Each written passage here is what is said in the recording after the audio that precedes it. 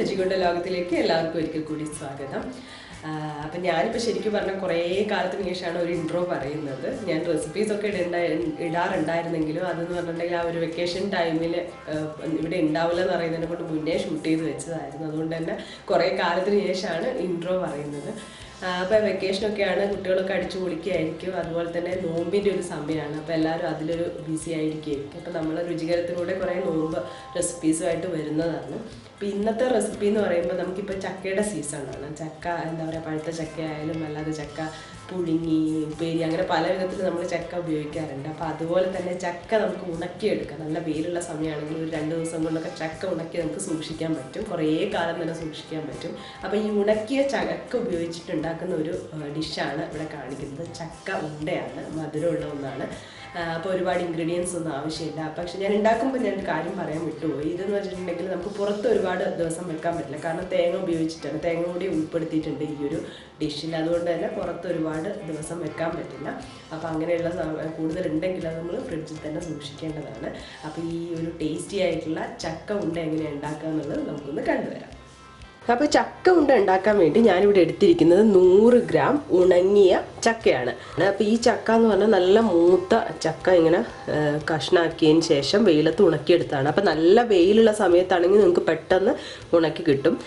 പിന്നെ അതുപോലെ മധുരം ഉള്ളതാണെങ്കിൽ അത്രയും നല്ലത്. കാരണം നമ്മളൊരു സ്വീറ്റ് ആണല്ലോ ഉണ്ടാക്കുന്നത്, അതുകൊണ്ട് മധുരമുള്ള ചക്കയാണെങ്കിൽ അത്രയും നല്ലത്. ഇതിപ്പം ഒരുപാട് മധുരമൊന്നുമില്ല, മൂത്ത് വന്നിട്ടുണ്ട്. ഒരു ചെറിയ മധുരമുള്ള ചക്കയാണ്. നന്നായിട്ട് ഉണങ്ങണം കേട്ടോ. നമുക്കിതാ ഇങ്ങനെ കട്ട് ചെയ്യുന്ന സമയത്ത് ഈ ശബ്ദം വരണം, ഇതുപോലെ ഉണങ്ങി കിട്ടണം.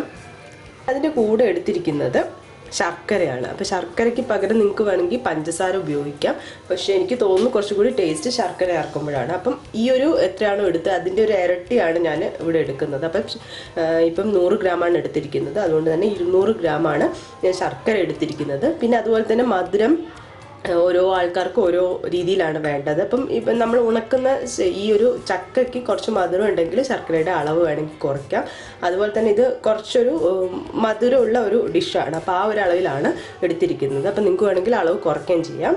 പിന്നെ വേണ്ട ചിരകിയ തേങ്ങയാണ്. അപ്പോൾ ചിരകിയ തേങ്ങ ഞാനിവിടെ 1 കപ്പാണ് എടുത്തിരിക്കുന്നത്. പിന്നെ ഏലക്ക വേണം. ഞാനിവിടെ ഒരു 5 ഏലക്കയാണ് എടുത്തിരിക്കുന്നത്. പൊടിക്കൊന്നും ചെയ്തില്ല, കാരണം നമ്മളിതെല്ലാം കൂടി മിക്സിയിലിട്ടിട്ടൊന്ന് പൊടിച്ചെടുക്കുകയാണല്ലോ ചെയ്യുന്നത്. അപ്പോൾ പ്രത്യേകിച്ച് പൊടിക്കണം എന്നൊന്നുമില്ല. ഇനി പൊടിച്ച് വെക്കുന്നത് ഉണ്ടെങ്കിൽ അത് ചേർത്താലും മതി. ഒരു 1/4 ടീസ്പൂൺ ചേർത്താലും മതി. അപ്പം ആദ്യം ചെയ്യാൻ പോകുന്നത് എന്താണെന്ന് വെച്ചാൽ, നമ്മൾ ഉണക്കി വെച്ചിരിക്കുന്ന ചക്ക ഒന്ന് മിക്സിയുടെ ജാറിലിട്ടിട്ട് പൊടിച്ചെടുക്കുകയാണ് ചെയ്യുന്നത്. അപ്പം നിങ്ങൾക്ക് ശരിക്കും പറഞ്ഞിട്ടുണ്ടെങ്കിൽ ഈ ഒരു ചക്കയും അതുപോലെ തന്നെ ശർക്കരയും തേങ്ങയും ഒക്കെ ഇട്ട് ഒരുമിച്ച് അടിച്ചെടുക്കാൻ പറ്റും, അതായത് പൊടിച്ചെടുക്കാൻ പറ്റും. പക്ഷേ മിക്സിയുടെ ജാറിൽ നല്ല ഒരു എന്താ പറയുക, നന്നായി പൊടിയുന്ന ജാറാണെങ്കിൽ അങ്ങനെ വേണമെങ്കിൽ ചെയ്തെടുക്കാം. അപ്പോൾ ഇതിപ്പോൾ ചിലപ്പോൾ എന്താണെന്ന് വെച്ചാൽ ഒരുമിച്ച് പൊടിച്ച് കഴിയുമ്പോൾ ചെറിയ ചെറിയ തരി കാണും, ചക്കയുടെ തരി. അപ്പോൾ അതില്ലാതിരിക്കാൻ വേണ്ടിയിട്ടാണ് ഇത് പ്രത്യേകം ചെയ്യുന്നത്. അപ്പോൾ ഞാൻ എന്തായാലും ഇത് ആദ്യം ഒന്ന് പൊടിച്ചെടുക്കാൻ പോവാണ്. നമുക്കിതൊന്ന് പൊടിച്ചെടുക്കാം. അപ്പോൾ ഉണക്കിയ ചക്ക ഞാൻ നന്നായിട്ട് ഇവിടെ പൊടിച്ചെടുത്തിട്ടുണ്ട്. കണ്ടല്ലോ, നന്നായിട്ട് പൊടിഞ്ഞിട്ടുണ്ട്. നമുക്ക് ശർക്കര ഇട്ട് കൊടുക്കാം. അപ്പോൾ ശർക്കര നേരത്തെ കണ്ടല്ലോ ഉണ്ട ശർക്കരയായിരുന്നു. അപ്പോൾ ഞാനത് ജസ്റ്റ് ഒന്ന് ചീകി എടുത്തിട്ടുണ്ട്, അല്ലെങ്കിൽ ഒന്ന് മുറിച്ചെടുത്തിട്ടുണ്ട്. അപ്പോൾ ഞാൻ ഇതുകൂടി ഇതിലോട്ട് ഇടുകയാണ്.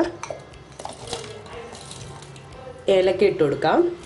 അതുപോലെ തന്നെ തേങ്ങ ചിരകിയതും ചേർക്കാണ്. ഇപ്പം എല്ലാം ചേർത്ത് കൊടുത്തിട്ടുണ്ട്. ഇനി ഇത് നന്നായിട്ടൊന്ന് പൊടിച്ചെടുക്കുകയാണ്. അപ്പോൾ പൊടിച്ചെടുക്കേണ്ട പരുവെന്ന് പറഞ്ഞാൽ, ഇപ്പം നമ്മൾ തേങ്ങയും കൂടി ഉണ്ടല്ലോ, അപ്പോൾ തേങ്ങയും കൂടി ചേർന്നിട്ട് പൊടിച്ച് വരുന്ന സമയത്ത് ശരിക്കും പറഞ്ഞാൽ ഒരു ഉണ്ടയാവുന്ന ആ ഒരു രീതിയിൽ വരും, നന്നായിട്ട് കുഴഞ്ഞു വരും. ആ രീതിയിലാവുന്നത് വരെ നമ്മളൊന്ന് നന്നായിട്ട് മിക്സ് ചെയ്യണം. അപ്പോൾ ഞാൻ കാണിച്ചു തരാം ഇങ്ങനെയാണ് ഏത് പരുവത്തിലാണ് പൊടിച്ചെടുക്കേണ്ടതെന്ന്.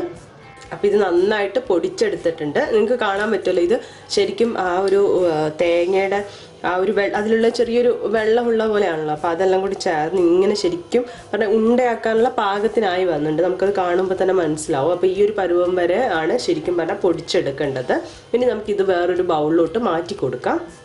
അപ്പോൾ ഇതൊരു ബൗളിലോട്ട് മാറ്റിയിട്ടുണ്ട്. അപ്പോൾ ജസ്റ്റ് ഇതൊന്ന് മിക്സ് ചെയ്തെടുക്കാം. മിക്സ് ആയതാണ്, എന്നാലും ജസ്റ്റ് ഒന്ന് മിക്സ് ചെയ്തെടുക്കാം. എന്നിട്ട് നമുക്ക് ഉരുട്ടിയെടുക്കാം. ഏത് ഭാഗത്തിലാണ് വേണ്ടതെന്ന് നോക്കിയിട്ട് ഉരുട്ടി എടുക്കാം. കുറച്ചെടുത്ത് ഇങ്ങനെ കൈവച്ച് ഇങ്ങനെ ഉണ്ടയാക്കി എടുത്താൽ മതി.